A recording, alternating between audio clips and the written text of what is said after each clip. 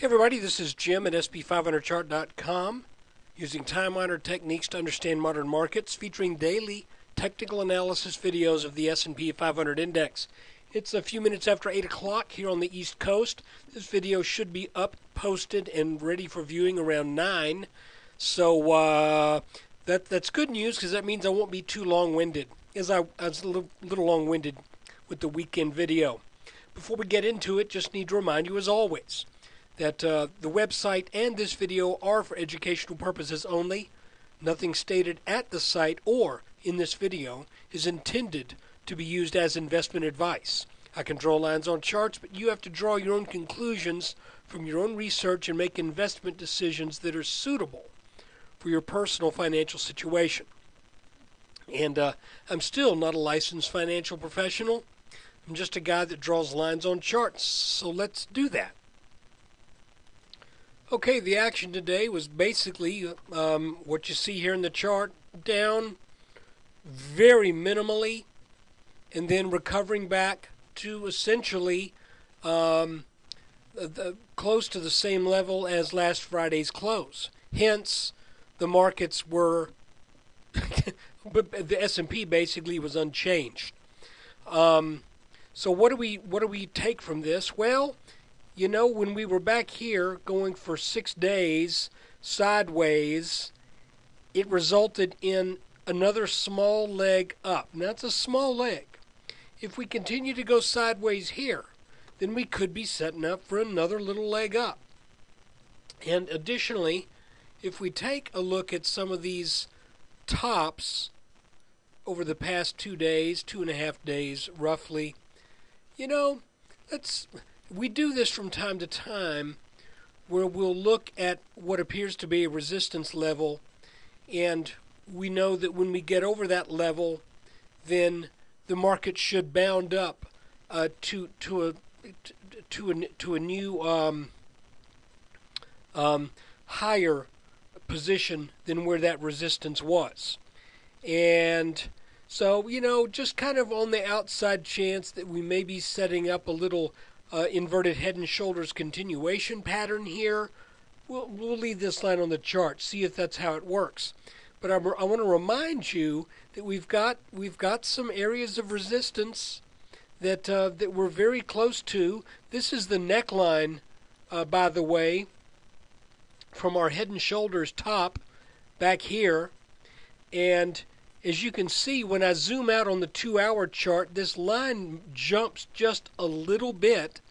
And as a matter of fact, it jumps to a position on this chart to where the S&P is not over that line.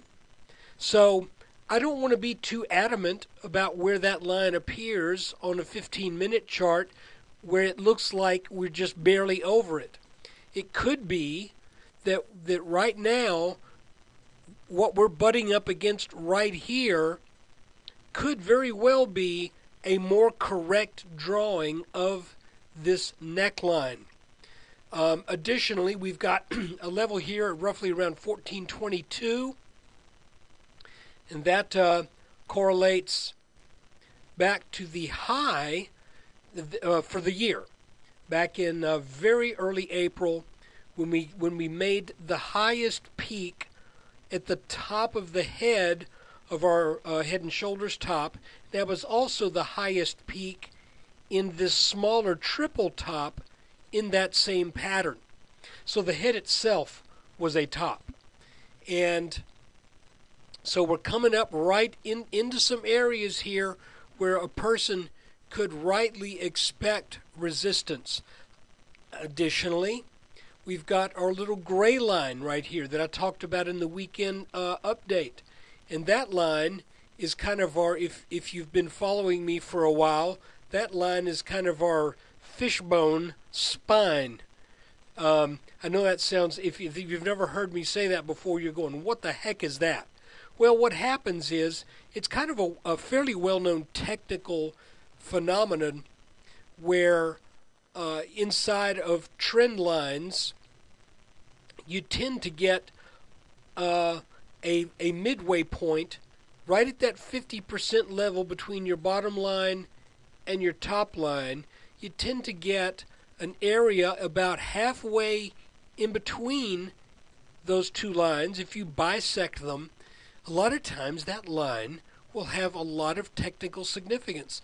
We've seen this with rising wedges, we've seen it with falling wedges, and I'm asking myself if that's a legitimate consideration for this entire move off of the 2009 lows. So I've drawn this line. We'll keep it there, see if it plays out that way. And so that would be just above that 1422 mark. And then if the markets really have a little bit of steam under them here, maybe we get all the way up to the 1440s. And if that's the case, we should meet resistance there, where that brown line is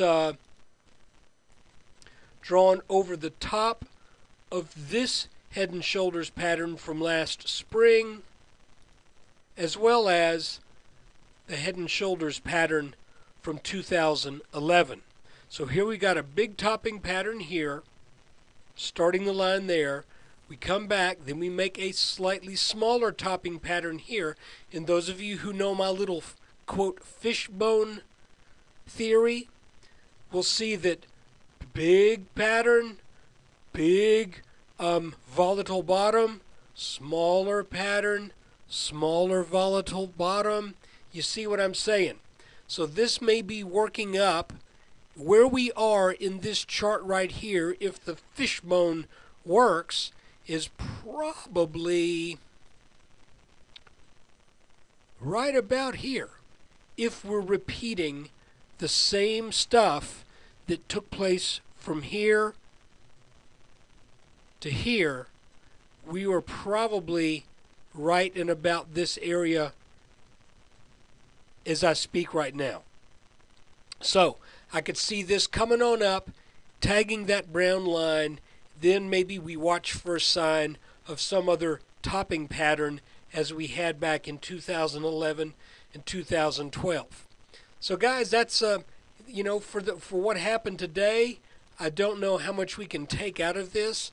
I know this. I know we can say that that there was a sell-off and then a little recovery.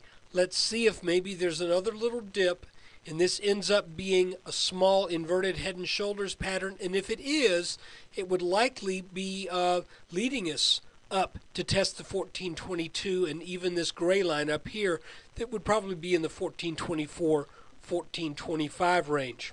As things sit right now for me personally, it's hard for me to get excited about any new long commitments at this point. You do what you got to do. If you do, I would play it very, very carefully. And let me get rid of my little box here.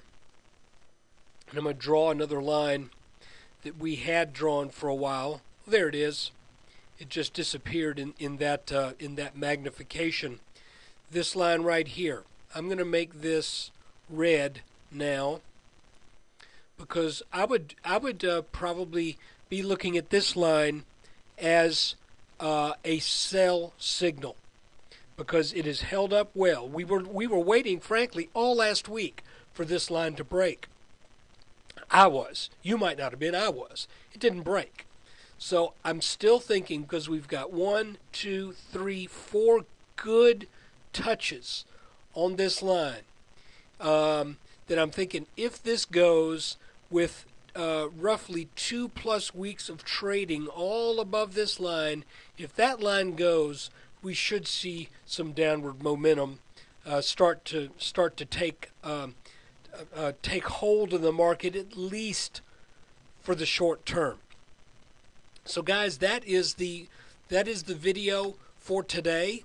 I think there's limited upside, and I don't think right now there's a ton of downside, but if we break this line, probably 30-40 points I would think would be a reasonable downside. And then we see if some of these lines, some of these trend lines that we have seen over the past months and multiple weeks, particularly here and here, we see if maybe these would hold if and when we do come down to test some of these levels. So again, the market is at a point right now to where it's probably going to be forming something up here, which we just haven't gotten it yet.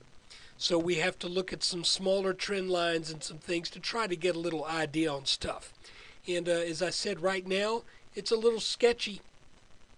And I think there's at this point, with the short term in mind, I think there's limited upside, but potentially a good bit more downside.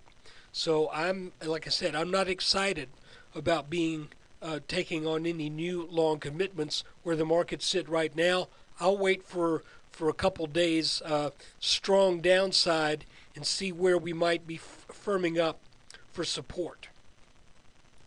And there's your video for August 20th, 2012. Thanks for your time.